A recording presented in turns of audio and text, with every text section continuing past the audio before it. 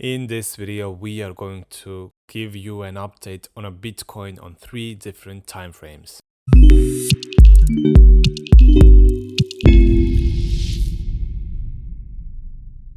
Good morning traders, welcome back to the channel, and we are back with Bitcoin, this time on 3 different time frames: daily, 4-hour and 1-hour time frame. So on a bigger time frame, daily time frame, we are going to look more on the indicators and the bigger resistance zones and all these kind of things. Now, first thing we want to mention is how basically zero movement we have had in the last couple of days, meaning that we are still gliding on this trend line, which is still going under the retest, as you can see, and we are still below the major resistance line here. So the major resistance line is driven from those zones here and also these branches here as well. Now, with the fact that we still haven't had any significant movement to the upper sides or the lower sides on a daily time frame, but the middle line of BB indicator has surged up. So the last time we looked, it was here, it surged up, also opening the gap of the BB indicator. It usually indicates that there is a high chance of some kind of correction movement to happen. So the wider the gap gets on the Bollinger Bands indicator, the bigger the chance is that we are going to see some kind of correctional movement on the coin. Now, we talked about the Bollinger Bands on the RSI. So historically, again, last time we have been so far outside with the RSI, it was basically on the January. And although the market price surged up from here, on the RSI we see that it went for a small correctional movement, retest, and then dumped.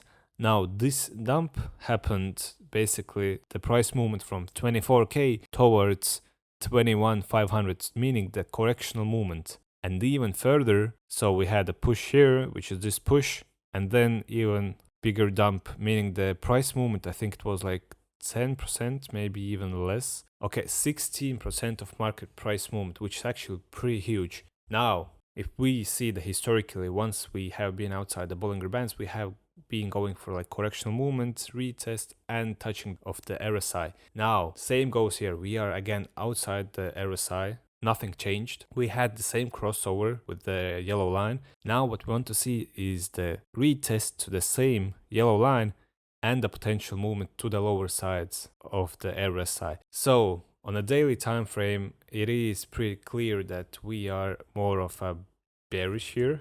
And now going straight to the 4-hour chart, we are seeing that the price of, okay, we are pushing, it's okay. So on the 4-hour chart, we see the EMAs are surging up. The second moving average is also surging up. So those dots here. And actually it is very close to the market price, meaning there is a very high chance if we see the breakdown from here, it will break from the major resistance, as we told you. So once we break this second moving average, which we want to see to be broken, we will break from the trend line, which is this line here, so this line, and also the major resistance line.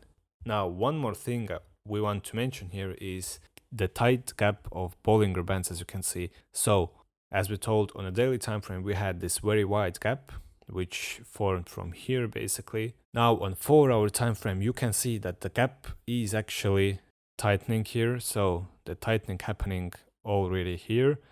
And once we are in this tight gap, price usually likes to go to the other side, meaning that we had here a bullish movement, correction, and a potential bearish movement to happen here. So on 4-hour time frame we would say again that we are pretty bearish actually, considering the fact of the Bollinger Bands, second moving average, and price being so close to trend and resistance line. Although one fact is a little bit strange for us, and it's that usually when we approach any kind of resistance or trend line, the retest is quite quick. So it's maximum it will be like maybe 5 days, and then we have this major movement that we all have been waiting for. But at this time this correction movement have been happening like almost 2 weeks, which is bad for both bears and bulls. Now one more thing is this index here. Now this is the greed and fear index, as many of you know already, and taking back on a historically, last week 68, yesterday 70, today as now 72. Now, with market being greedy, it is time for traders to leave the markets, as there is a high potential of reversal to happen soon, as you all know. And who doesn't know, then the greed and fear index is basically a combination of volatility, volume, social media, different surveys, and the dominance of Bitcoin and trends as well. So there is some statistic behind the fear and greed index. So we are seeing it as a bearish sign. So 4 hour, as we told you already, is bearish. And now going to the 1 hour chart. And one thing that straight goes unseen here is how multiple times we have been having these crossovers on the second moving average. So those yellow zones here, not yellow zones, but candles. So 1, 2, 3, 4, 5, 6 breakdowns or breakouts happening here. Also indicating that during the last 24 hours, once, twice, 3 times, we have had like attempts to break down below this major resistance line, which got pushed back from the 200 EMA, and also 2 times we tried to break from the trend line. Now on a 1 hour chart, we actually see there is a slight potential for a bullish movement to happen towards at least this zone here, which is purple zone, breaking this, going for this zone here. And if this zone is going to be broken, meaning this liquidity zone, so this zone of liquidity movement happened a few hours before and after the weekly candle closing on the Bitcoin.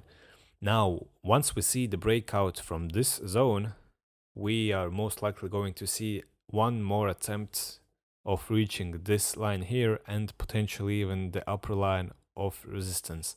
Now, on the indicator side, we won't talk much. We just want to see the status here. We see the Bollinger Bands being actually pretty close to being oversold, but it's still gliding slightly down, although price is moving in bullish trend. Now, with all this being said, we see the Bitcoin still going to this lower side of $31,000. Now, consider those facts that this push happened purely thanks to the manipulation of the news. This push, which was fake push, initiated the retest to this same trend line, which is very strong. We had a heavy breakdown. Now retesting, as you all know, once we see a breakdown or a breakout, prices like to retest the same zones, and at the same time we are retesting also this resistance line here. Now this whole branch here, so this whole zone, the purple zone, is a very strong resistance line for the Bitcoin to break. If this somehow is going to be broken, as we told you already, we are going to look for a potential short-term bullish movement. But unless we see a clean breakout, we are still considering this zone to be touched, at least potentially even this zone here, which is 26k. But this is more of like mid-term, long-term